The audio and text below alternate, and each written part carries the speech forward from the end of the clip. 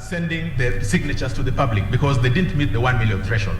But now directly to your question, my lords and my lady, at paragraph 33 of that report, the then chairman of the Independent Electoral and Boundaries Commission says that had they gotten to that threshold, then they would have gone to the next stage, which is what I've spoken to, which is now the publication. We didn't get there, my lord. Do you have a problem telling us what your client said about what verification means? Do you have a problem with that? My lord, it's a very easy question. Please, what did they say?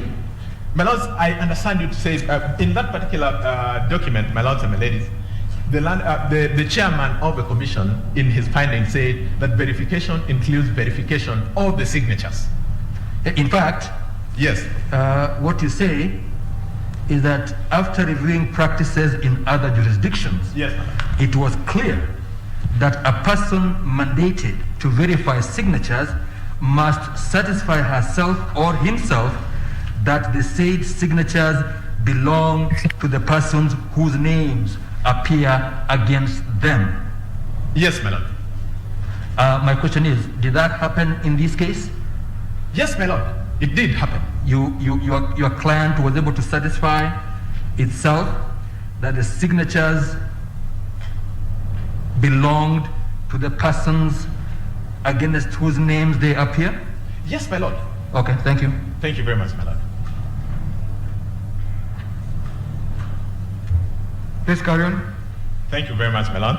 So, I would want to end that point by saying that because the learned judges of the Superior Court looked at irrelevant factors, meaning the affidavit of Dennis Waweru out of context, which then would have led them to losing the context or the manner in which this should have been applied, and failing to take into consideration relevant factors, which in our view is the explanation in the context of what the IEBC had given, they then reached a conclusion that was at variance with the Constitution.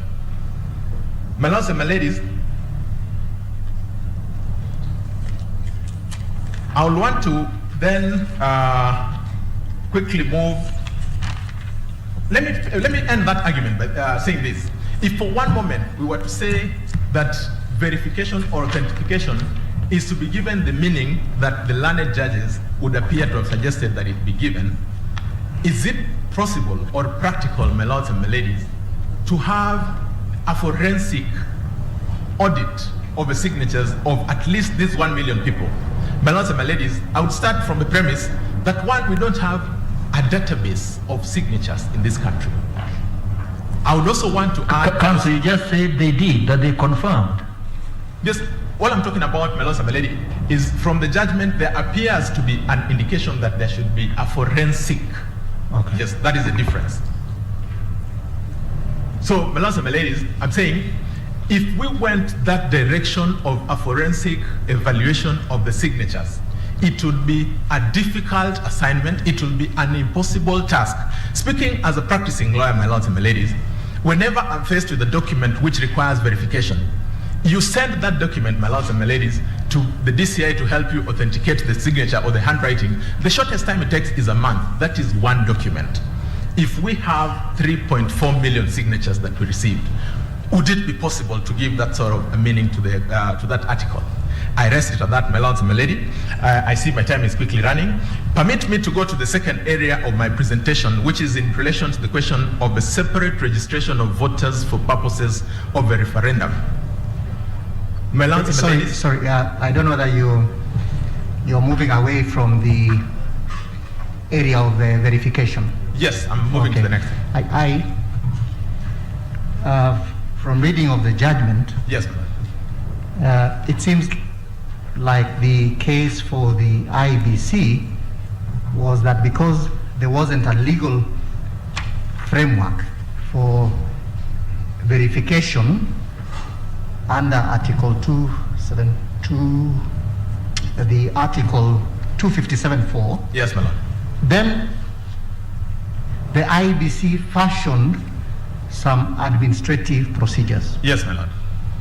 And your argument before the Superior Court was that those administrative procedures met the threshold of the Constitution.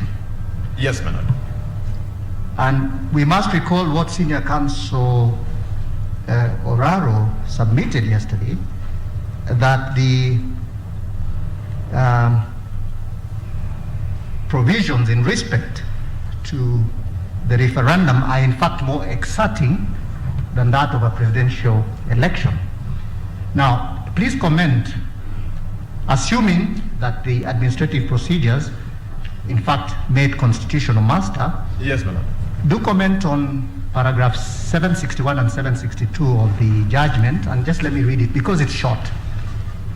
In addition, even if the administrative procedures had been valid, it is clear that the IEBC did not comply with them. For instance, IEBC published the list in the website on Thursday, 21st January 2021. Members of the public had up to Monday, 25th January 2021 to read the list and raise any issues. The judges then say that the administrative procedures provided for a 2-week period so that the registered voters could verify or make comments, but IEBC only gave 5 days, including the weekend. First, is that a finding of the court factually accurate, that the period was shortened from 2-week period to 5 days? My lord, thank you very much for that question. Two things that I want to say about that. One is that my learned friend, Mr. Kipkoge, will be addressing you after me in great detail about the legislative framework, the legal framework. But in relation to the specific question that you asked, that is on paragraph 761, one of the issues that we'll be addressing you on is that the administrative processes have been mischaracterized. They've been mischaracterized and elevated to a position where they would fall to be under the Statutory Instruments Act, which they are not. These are internal procedures. Why do we say the internal procedures? My lords and my ladies, when we, for instance, say that please delete the name of somebody who does not have an ID, it is because of the reading of the fact that that person is not a voter in relation to Form A, which had given. So that is why we relate it, and we say you don't need a law to tell you that once the Elections Act has defined a registered voter is somebody who has given you their ID number, then you don't get the ID number. You don't need another legislation to come and tell you, please now remove the legislation, because it fits under the rubric of Article 257(4) that a registered voter must be that person who has given those details. So the moment you fail to give any of those details, then you don't fit into that space. So it will be our case, and Mr. Kipkoge will be addressing you on that later, that if we had understood those administrative processes to be internal processes, then we would not then create the obligation that the learned judges created about them. To answer the second part of the question in relation to the shortening of the period, my lords and my ladies, there is need to create some flexibility to the institutions that we have. We have the commission receiving or sending out a notice that we will be happy to receive a complaint from any Kenyan who would say that their name was not included in this, or rather, their name was included without their consent. My lord and my ladies, after 5 days, you've not received any. Must you wait for the 14 days? And I want to look at the converse of this. If we had gotten, my lords and my ladies, to a period of those 14 days and names are still coming in, my lords and my ladies, will we say, no, ours is 14 days, anything that comes after this does not matter to us? I asked the question because if you look at the framework on verification of the voter register, yes, it has a window which is known to all Kenyans and gives them sufficient time to do that. And I'm not saying that the procedures of the administrative procedures of IEBC are subsidiary legislation, but if the IEBC has the experience of conducting referendum and election and the competence. They thought about it, they said 14 weeks is a fair period. But then in their wisdom, they then choose to reduce the period to 5 days. That was...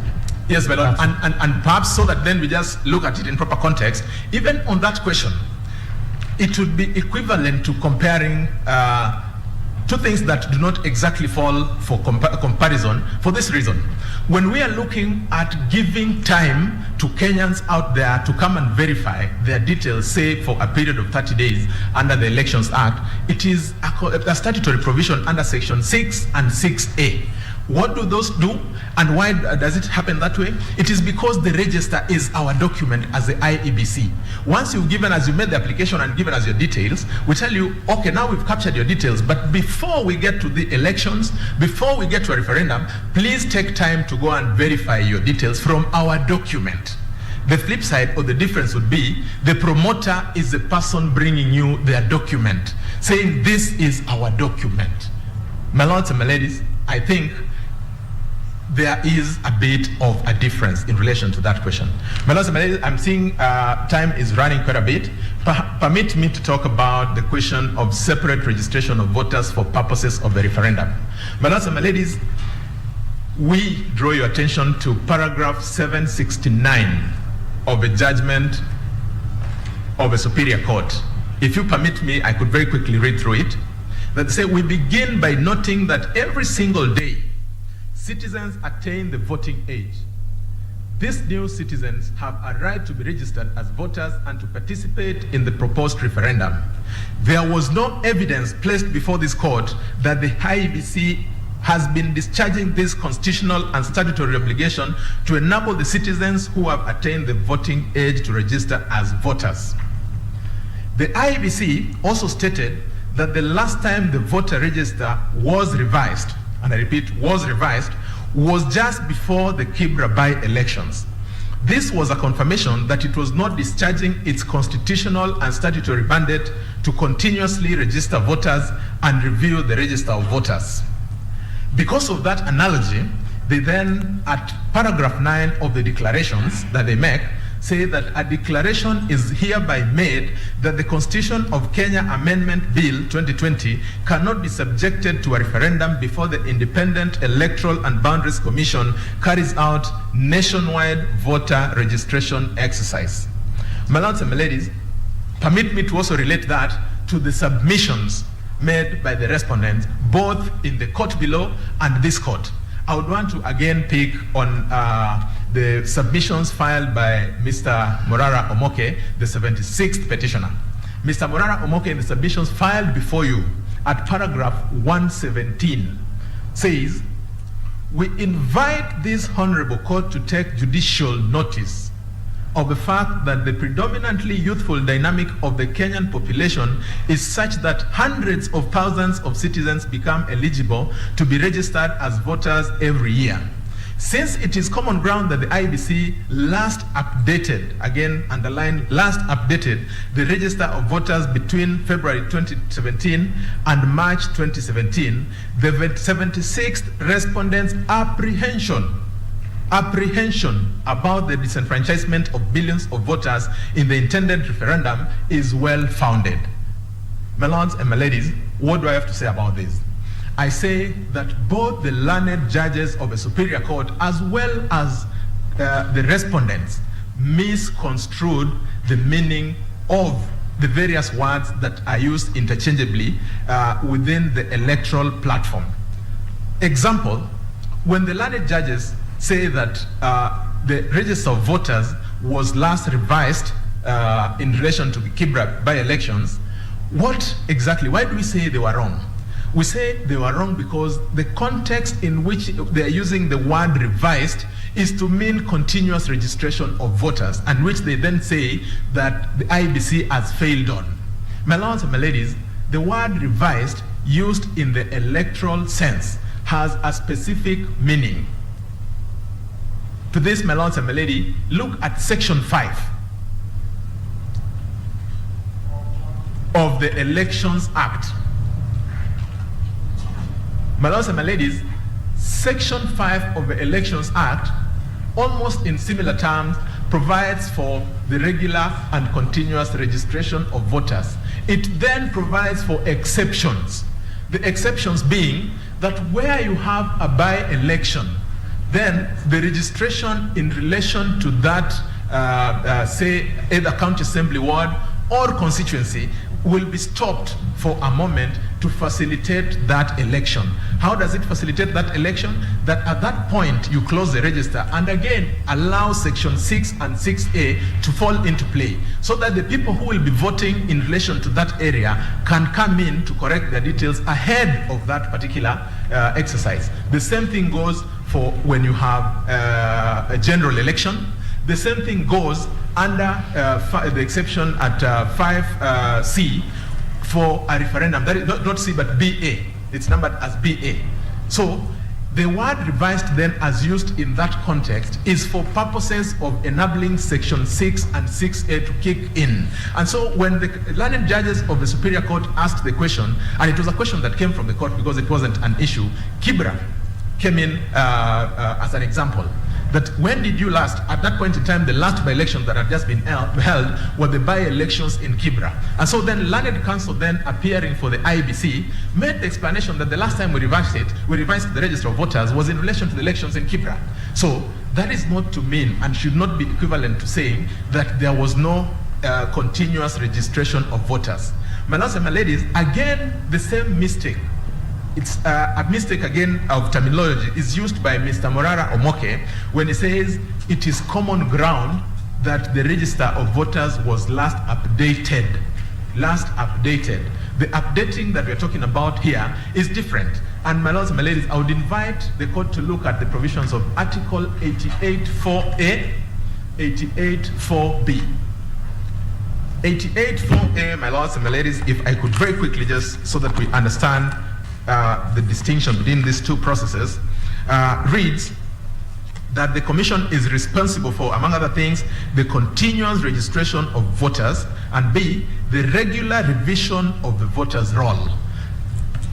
Continuous registration of voters carries on, and my lords and my ladies, the IBC has 290 offices throughout the country which conduct this continuous registration of voters. Revision of the roll, on the other hand, is once you've mined details or data from the applicants who want to be enrolled as registered voters, you then periodically take that data and upload it to have the register of voters. That is a continuous process.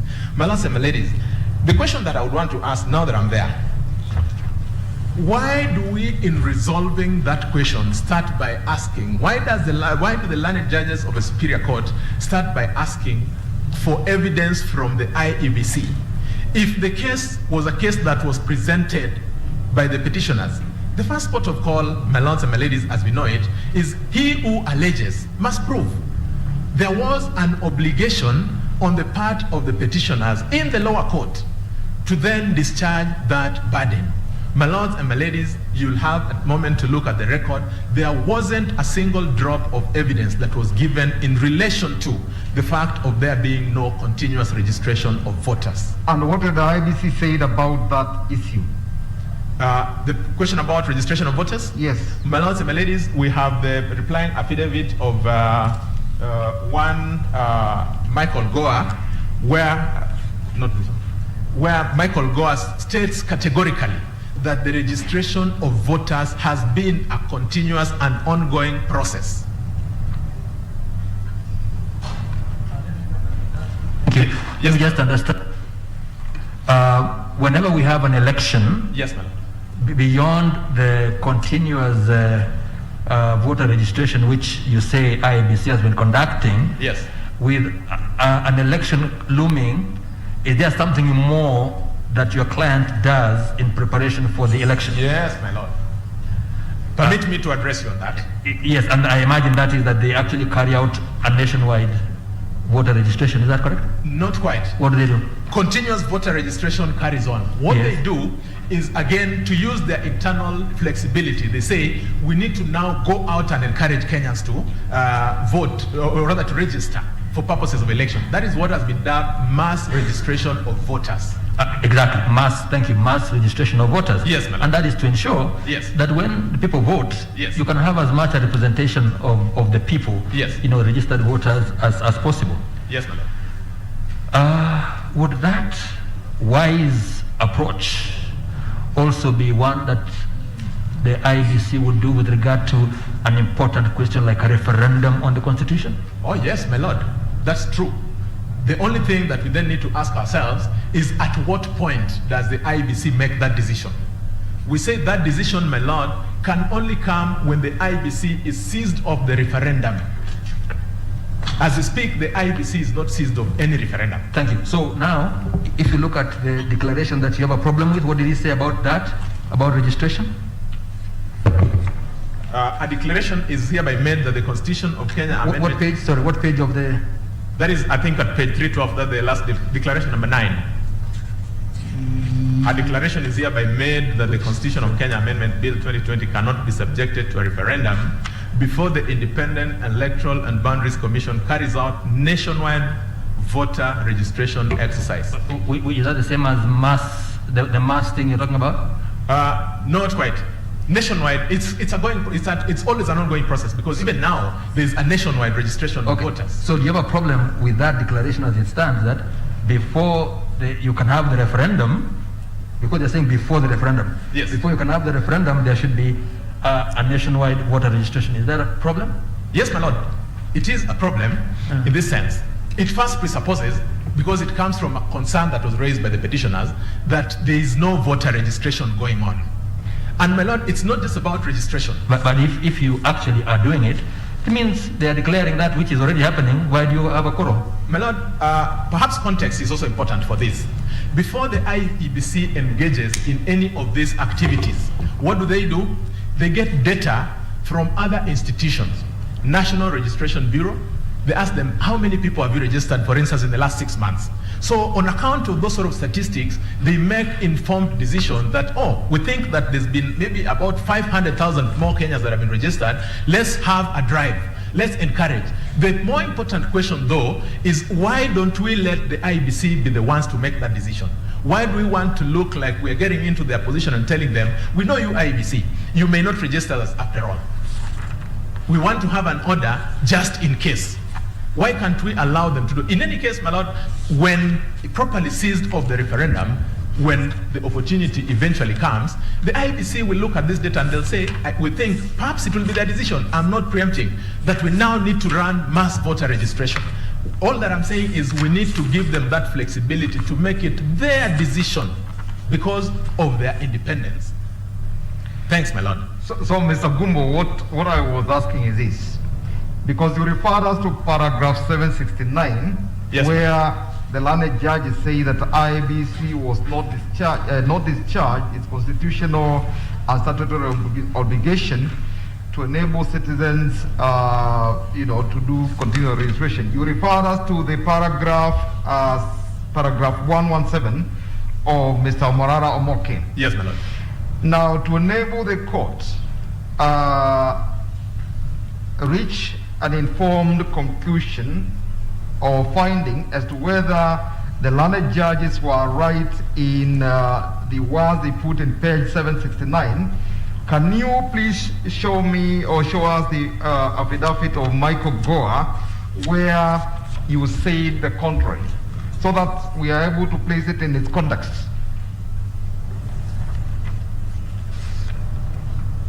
My lords,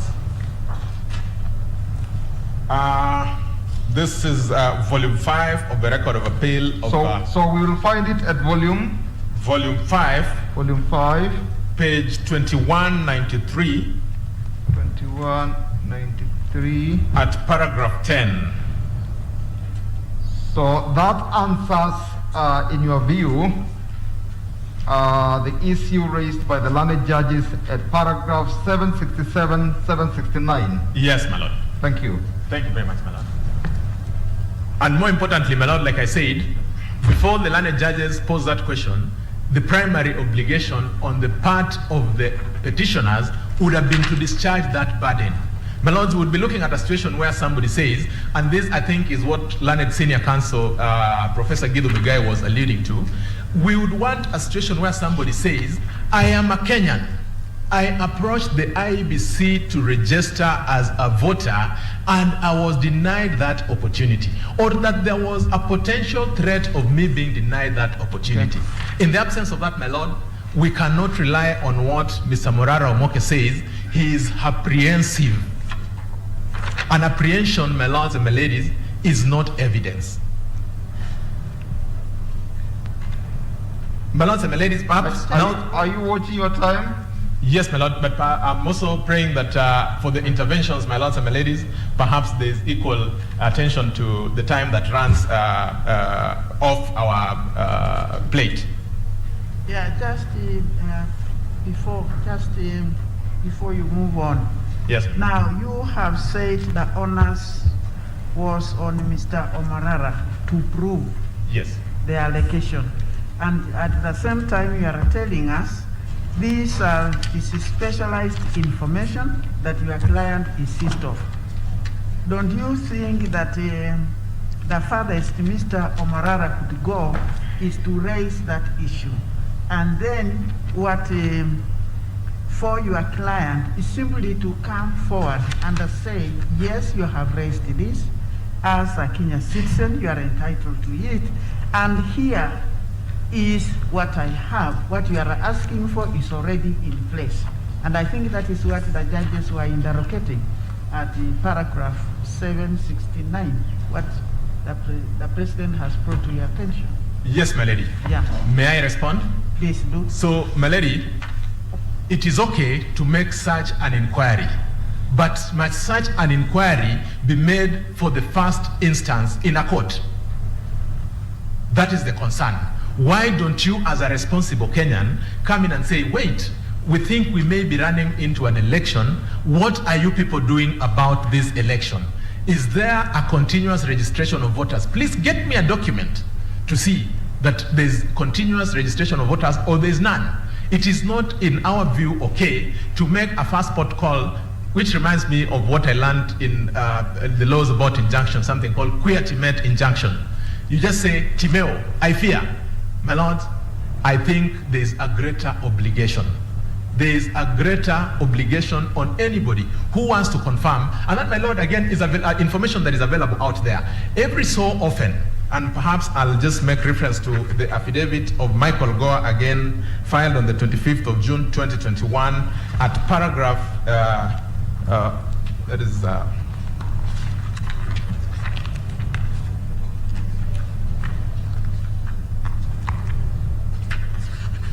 at paragraph 6, my lords and my ladies, attaching a gazette notice. My lords and my ladies, that gazette notice does one thing. Every so often, the Independent Electoral and Boundaries Commission, as a way of communicating to Kenyans, says that we have up to now gotten this number of registered voters. We have shared one of those gazette notices, so that then it is just confirmed, because it is a legal provision that it is that, my lords and my ladies, there is continuous registration of voters.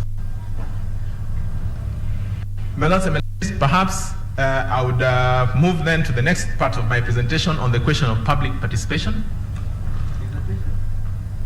Sorry, my lord. Thank you very much, my lord. So on the question of public participation, specifically as to whether there is an obligation on the IEBC under Article 2574 to confirm that a promoter... Mr. Goa, please permit me. I'm so sorry about this. Yes. You made reference to this gazette notice. Yes. Which is attached to Mr. Goa's affidavit. Yes, madam. I just confirm that this is gazette notice number...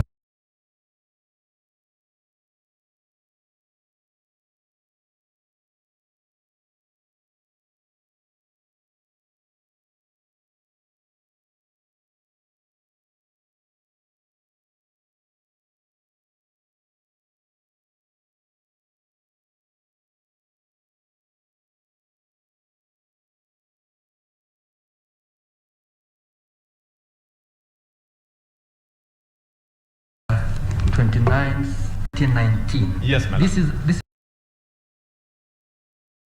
is something that Mr. Goa filed here before us 2 days ago. Am I right? Yes. So you get an opportunity to indicate what you're doing with regard to continuous nationwide registration, and what you brought before us is an indication of registration as at 31st December 2019. Yes, my lord. Okay. And permit me to explain why. No, I just confirmed the date. Yes, my lord, but it is important that I contextualize it. All right. The obligation, my lords and my ladies, that is done periodically. So that, again, towards the end of this year, there will be a similar gazette notice issued. It doesn't mean that there's no registration going on. It's only that it can't be issued weekly. You issue it maybe after 6 months, you issue it after 1 year. Was there one indicating registration as at the end of 2020? My lords, I maybe would want to just confirm that from the clients. All right, thank you. Yes, but my lord, the position, as I indicated, what was the evidence that was presented by the other side? Why do we want to shift the burden to say we allege, prove? We must start from somewhere for sure. Thank you. Most obliged, my lord. Then on the question of public participation, we look at paragraph 577. The learned judges of the Superior Court say that additionally, the IEBC was under an obligation to ensure that the BBI Steering Committee had complied with the requirements of public participation before determining it had met the constitutional requirements for transmittal to the county assemblies. What do we have to say about this, my lords and my ladies? Simple. Article 257(4) reads, shall verify that the initiative is supported by at least 1 million registered voters. Where do we get this obligation and impose it on the IEBC from that article? My lords and my ladies, I have tried to interrogate the submissions that have been presented, even by the respondents, on that question of public participation. The closest I've come to is submissions filed by a learned friend, Mr. Harvey, which says that that obligation is to be found in the writings of John Locke, Baron de Montesquieu, and Professor Ben Nabweze. This is found at paragraphs 36 and 38 of the submissions that have been filed. My lords and my ladies, I want to pose the question. Would it be open for the IEBC to reject a bill together with more than 1 million signatures presented on the question of public participation? Would they object without attracting or fomenting a cause of action against them as imposing a condition that the Constitution does not contemplate? My lords and my ladies, it should not be taken that the IEBC does not appreciate public participation. The question of public participation is so important and at the heart of IEBC. The only thing that we are saying is that that public participation must be context specific. In relation to Article 257(4), my lords and my ladies, that obligation does not lie with the IEBC. We've seen, if we read the entire spectrum of Article 257, we have obligations to the county assemblies, the parliament, and the grand extravaganza itself if we ever get to the referendum. That is the ultimate public participation. IEBC would be ill-equipped to get to a point of saying that we are rejecting your initiative because you've not given us minutes of meetings that you had or any other demonstration of public participation, because the Constitution at that point in time does not impose the obligation on them. To the flip side, my lords and my ladies, that would be a very good ground for somebody to raise if at the end of the day or at the end of this process, somebody files an application under Section 80 to 88 of the Elections Act to file a referendum petition where somebody will be challenging the fact of there not having been sufficient public participation. The learned judges were saying that IEBC was interpreting and applying the Constitution, Yes, Madam. and therefore the values espoused under Article 10 kicked in. What do you have to say about that? Yes, my lord. They kick in. But at what point? Who has the tools to measure that? At that point in time, the requirement for purposes of confirming public participation is a requirement that if you read, and this is about holistic reading of the Constitution again, if that obligation to make that confirmation that there was public participation is reposed expressly in another institution, then it would be inappropriate for IEBC to tell somebody that before you come to me, present me with three things. Get me a bill, get me 1 million registered voters, and also get me evidence that you had public participation. My lords and my ladies, that is stretching the meaning of the text of Article 257(4). And I think we really had many interventions.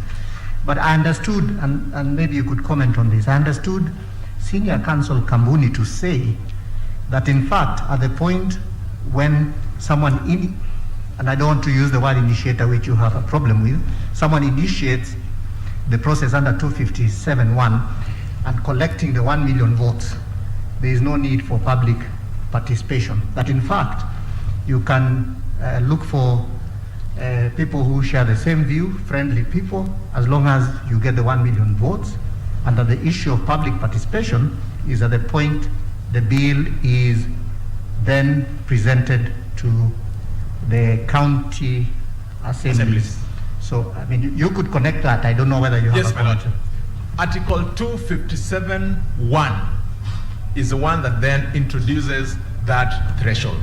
And my lords, the obligation under Article 257(1) is reposed in the promoters, so that if today we sat with your lordships, ladyship, as members of the legal fraternity, we say that we have looked at this constitution and we've specifically looked at Article 163(3)(a), the jurisdiction of the Supreme Court to make a determination on a presidential petition. And we think these 14 days are too short for that court to do that, to do justice to that matter. We need to expand or get that period expanded.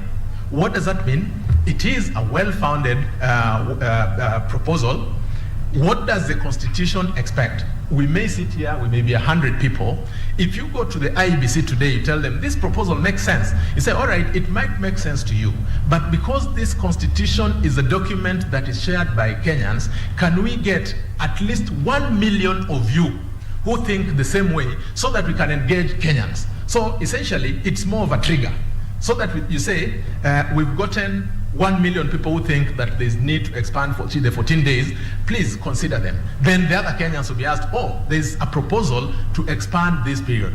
We then open it up to a debate. We say the reason why we think there's need for this proposal, or rather for this amendment, is so that the court can have perhaps 30 days, so that there's not too much pressure on the court. It will now be upon the actors in that space, the various actors, to engage in public participation at that point in time. That is my understanding of that provision, my lord.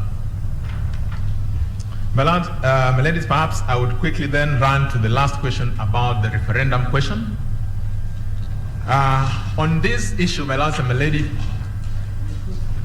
paragraph 611 of the judgment, the learned judges of the Superior Court say, we have been asked to determine whether Article 257(10) requires all the specific required amendments to be submitted as separate and distinct referendum questions to the people in a referendum ballot.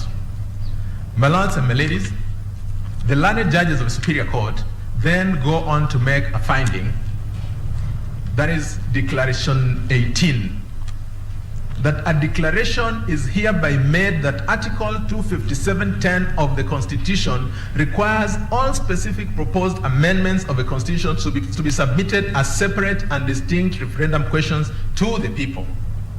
My lords and my ladies, why do we, as the IEBC in particular, why are we agreed with that finding? One, I would want to ask the question, the learned judges of the Superior Court, they were invited. First principles, whenever you're invited to make a determination, you ask yourself, and this is the point that learned senior counsel Professor Githu Muigai was making, you must ask yourself whether you have the jurisdiction to make that determination. It is not just a question of saying a question was presented to us. Satisfy yourself. My lords and my ladies, we say that because in the absence of a controversy, you present such a question to the IEBC, then you are at best inviting them to exercise advisory jurisdiction, which they do not have. I then ask myself the question related to that. What was the controversy that was presented for the determination of the learned judges? My lords and my ladies, at the second paragraph after the learned judges, I think paragraph 612, the learned judges find a report. They say that the petitioners cited the final report of the Independent Commission on Referendums on this question from the University College of London. My lords and my ladies, how is this report to form a controversy that is being discussed in a court of law in Kenya? Let me leave that at that and say, my lords and my ladies, Section 49 of the Elections Act reposes the obligation to make a determination on a question touching on the referendum on the IEBC. In particular, 49.2 says, where an issue to be decided in a referendum has been referred to the commissioner under subsection 1, the commission shall frame the question or questions to be determined during the referendum. Now, with that as a background, I submitted earlier, the IEBC is yet to be seized of this referendum. They can only and will only be seized of this referendum if under Article 256(5)(a), His Excellency the President sends or triggers that jurisdiction. So before that arises, it is then our humble submission that it is premature to expect the IEBC to have engaged in that question. My lords and my ladies, it is our submission that that issue was not ripe for determination before the learned judges of the Superior Court. My lords and my ladies, again, it is important to note, and this is a point that learned senior counsel Professor Gidu made very well, the IEBC is an independent institution. They cannot be, and we cannot have a situation where what they're supposed to be doing is being discussed away from them and a direction given to them that you shall, at the point of dealing with the referendum question, do A, B, C, and D. My lords and my ladies, this, in our view, is an inappropriate application of the Constitution. And my lords and my ladies, I am not alone in saying that.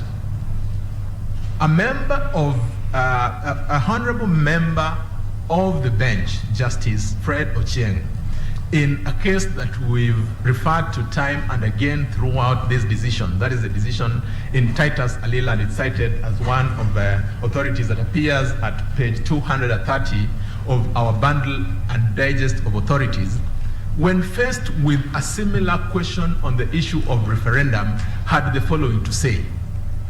At paragraph 57, Justice Ochieng says, Section 49 of the Elections Act gives to the IEBC the mandate to frame the question or questions to be determined through a referendum.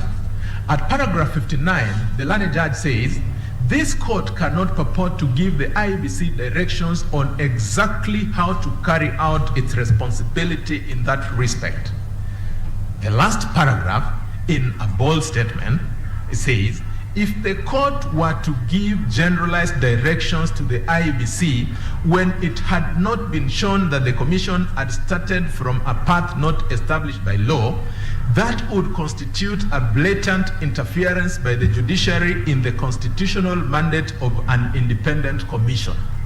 My lords and my ladies, that decision was presented before the learned judges of the Superior Court. We have seen the declaration that they made. We leave it to you, my lords and my ladies, to make a determination. On my feet, my lords and my lady, I would want to make a plea that on that question, and it reminds me or takes me back to the to the question that Justice Gatemu Kairu asked.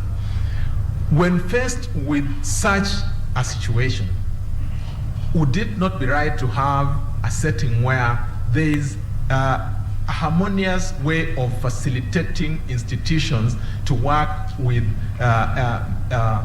what I would call clear directions from courts in terms of court judgments. My lords and my ladies, what am I saying? I'm saying it places independent institutions in very awkward positions when today there is a judgment that could come from Judge X in a place Y. Tomorrow, another decision touching on the same issue, constitutional interpretation, again from another judge. It leads to a situation where we will be forum shopping. My lords and my ladies, that is not the sort of practice that we want. In fact, as a practitioner of law, my lords and my ladies, I've been put in a place where sometimes it is difficult to even advise a client. You advise, you give a written opinion, but you must timestamp it. Why? Because if you don't timestamp it and issue a disclaimer that my opinion is valid up to the time I'm signing this decision, another contrary decision will come from somewhere. And my lords and my ladies, you'd be accused of having misled an institution. Our proposal, my lords and my ladies, is that when dealing with these sort of issues, particularly interpretation of a question of public law, it could be a constitutional interpretation. My lords, my ladies, you may want to give guidance in how then the court below you, the learned judges of the Superior Court, can apply or exercise their jurisdiction without creating hardship to the institutions that depend on them for guidance and interpretation. An example would be the Lady Justice Okwanyi says that IBC, you have jurisdiction. Please you have quorum, carry on with what you're doing. So they then go on to make arrangements, do this, do the other in relation to their institution. Shortly thereafter, they're told, wait a minute, whatever you did in the hope that you had jurisdiction is actually null and void. What does that do to institutions that then are expected to apply the law? It then places them in a position where the man in Kangemi bus would start doubting the ability of these institutions to work the way they should work. So it is a really important question to ask. Let us have, my lords and my ladies, a Titus Alela moment. Let's have a guidance on this very pertinent issue. My lords and my ladies, with that, I think I'm only left with 15 minutes. Permit me to allow my learned friend, Mr. Moses Kipkogei, to address you on the other matters. I'm most obliged for your patience. Thank you. Mr. Kipkogei, it looks like you have only 15 minutes.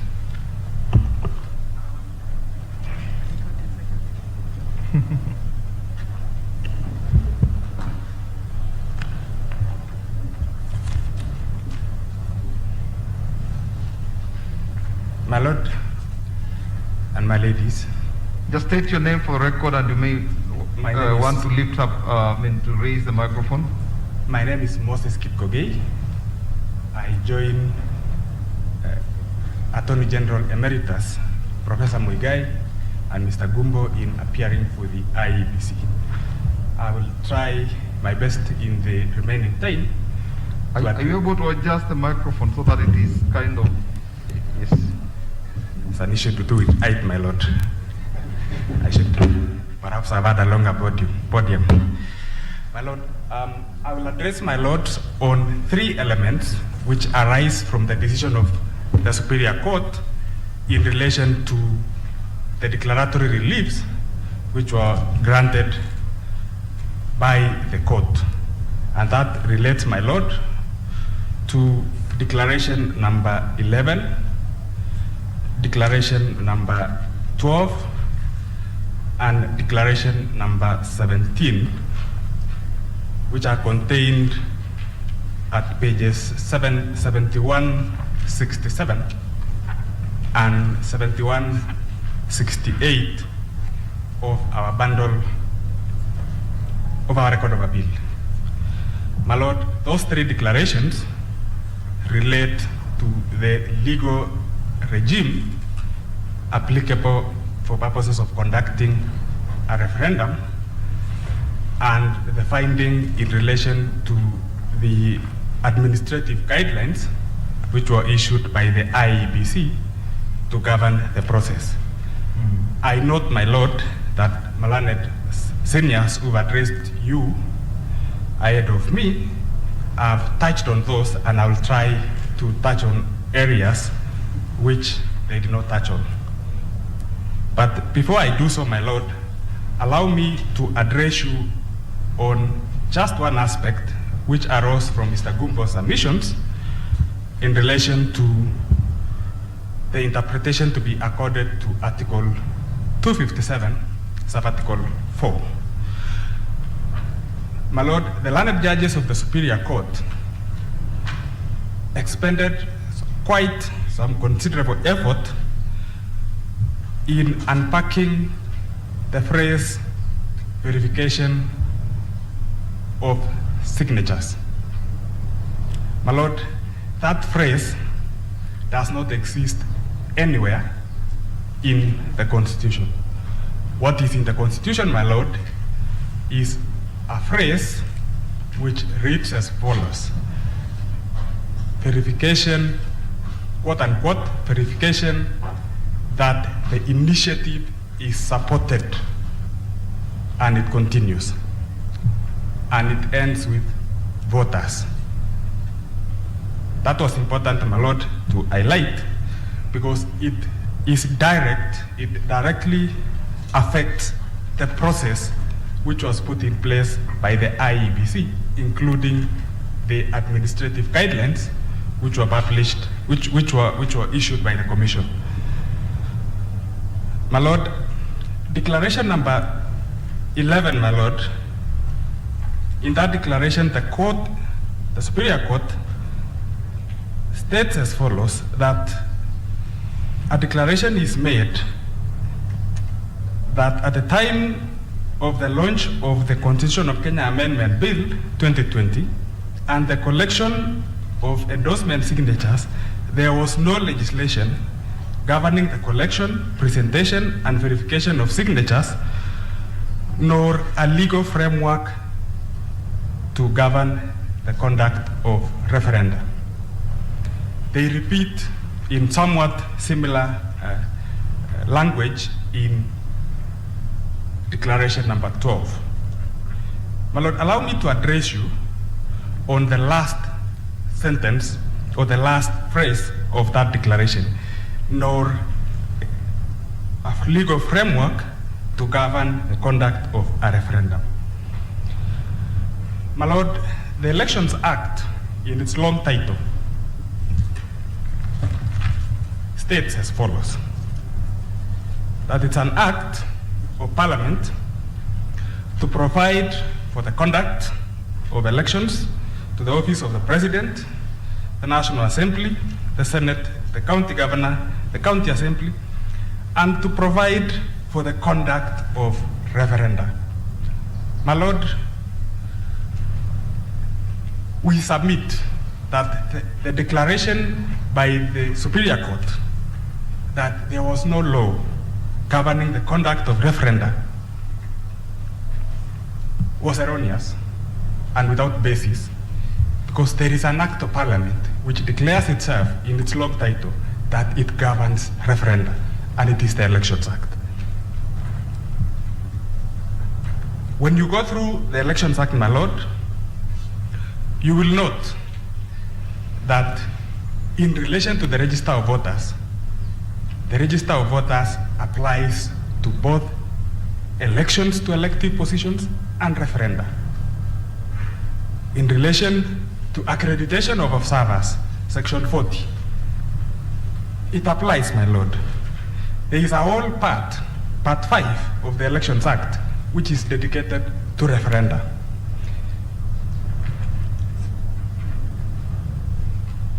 There is a whole chapter dedicated to dispute resolution for referendum processes, running from Section 88, my Lord, to Section 103 of the Elections Act.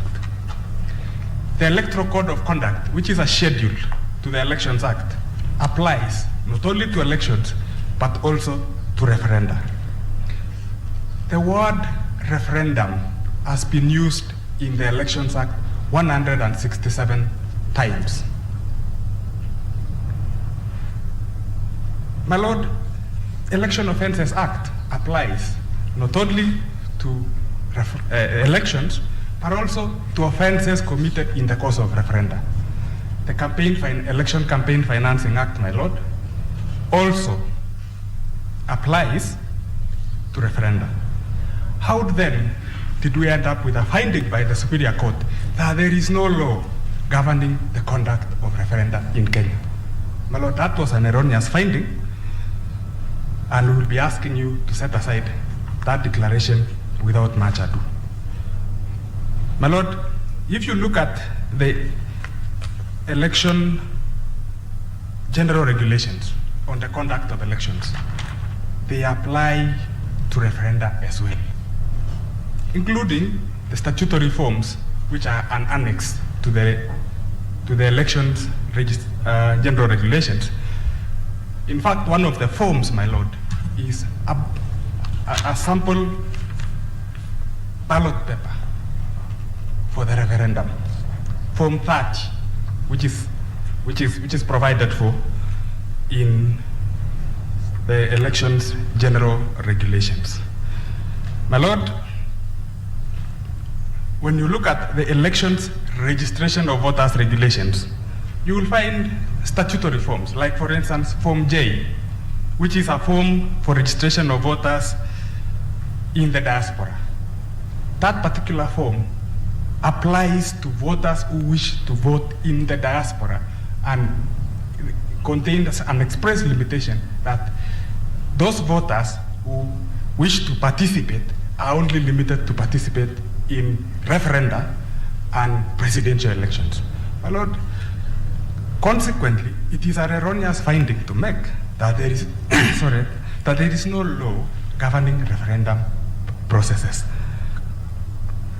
It would have, perhaps the court would have limited its findings to collection, presentation, and verification of signatures. But they went ahead to say that there is no law with legal framework governing the conduct of referendum. My lord, I want on those three elements, collection of endorsement signatures, presentation and verification of signatures, my lord, to associate myself with submissions of counsel who have submitted ahead of me and submit, my lord, that Article 257, Subarticle 4 is self-executing in that regard. It says what it says. It permits no laborious interpretation.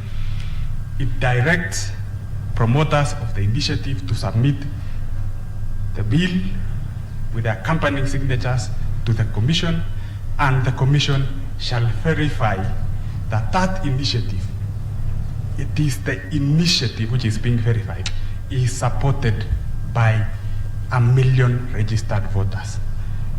There is no requirement for a forensic analysis of signatures. It is a confirmation that the persons who are said to support the initiative do support the initiative. And it takes many forms, my lord, and we've elaborated in our submissions the mechanisms which are available and which have been tested worldwide for the verification of signatures to support an initiative. It is not, as Mr. Gumba has put it, a process where investigators have to be called in to check whether the signature belongs to that particular person in the sense of an investigation under like a criminal investigation. My lord, allow me to spare my remaining 5 minutes to address you on the administrative procedures which were published by the commission. My lord, under Regulation 100 of the Elections General Regulations, the commission has been donated power by Parliament to publish guidelines in the Gazette. And when the commission is minded, as an EMD, to publish guidelines, they do so. With respect to the guidelines which I had alluded to in the judgment of the Superior Court, the Commission did not publish. It was not because for want of power or lapse in its processes that they did not publish. It was deliberate because they are internal rules. They are meant for use by its.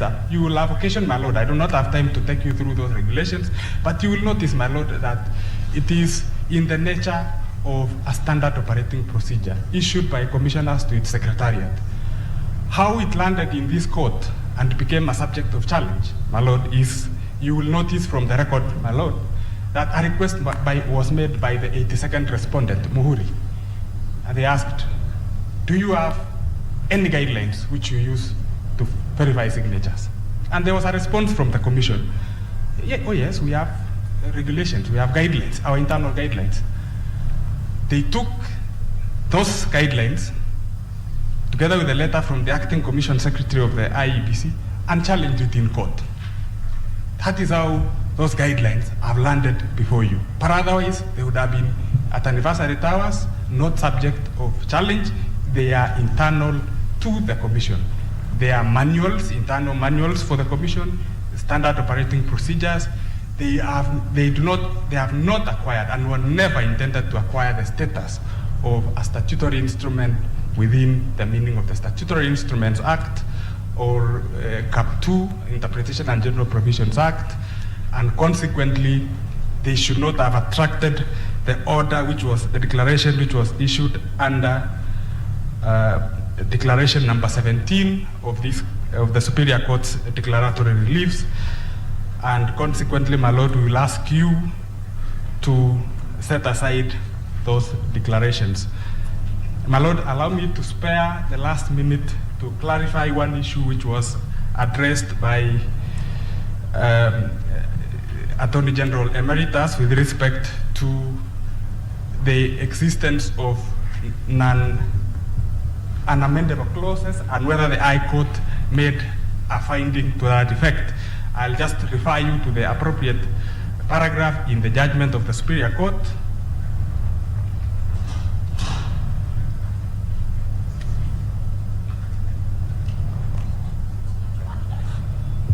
At paragraph 681F, where the court states in no uncertain terms that amendments to Article 89 are unamendable. You, my Lord, Justice Kiage had posed a question to Attorney General Emeritus whether the Superior Court made such a finding. My Lord, that finding does exist, where the Superior Court stated that amendments to Article 89 are unamendable. That would be all, my Lord. I will donate the last 30 seconds to the court. We ask you.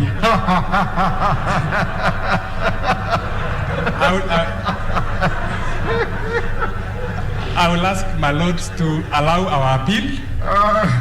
Set aside the judgment of the Superior Court.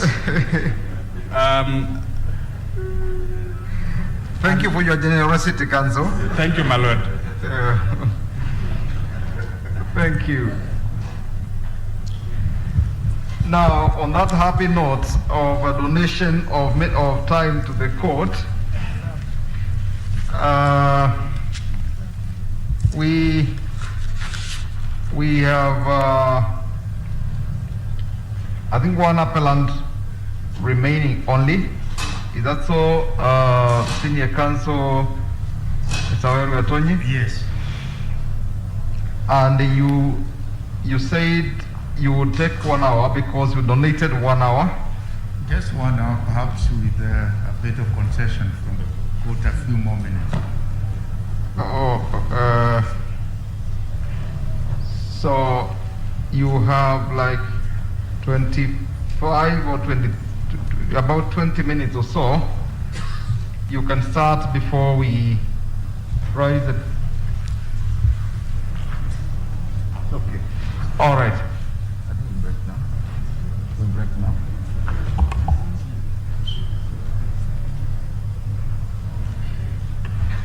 Okay.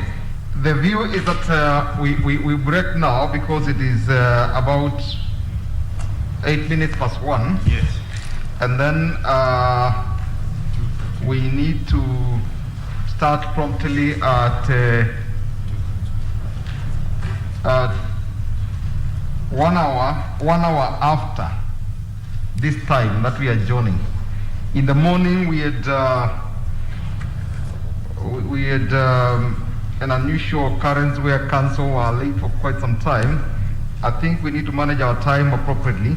So we are now going to adjourn at 10 minutes past 1. I suggest we reconvene exactly at 10 minutes past 2. I was going, my lord, to request you, your lordships, to allow us a little bit longer time. This is lunch hour. We come at 2:30. If that is acceptable. The lunch hour, we agreed and we were starting that it will be 1 hour. Yeah. So I respectfully suggest that we still take 1 hour because we have many parties to listen to. So let's come after 1 hour. Oh, all right.